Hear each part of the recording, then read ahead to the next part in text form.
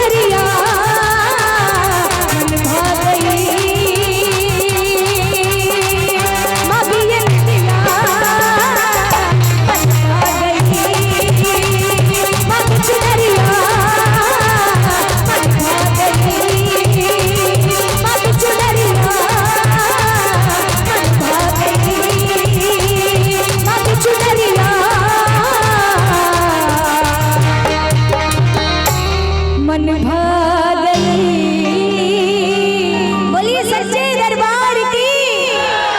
बहुत बहुत धन्यवाद।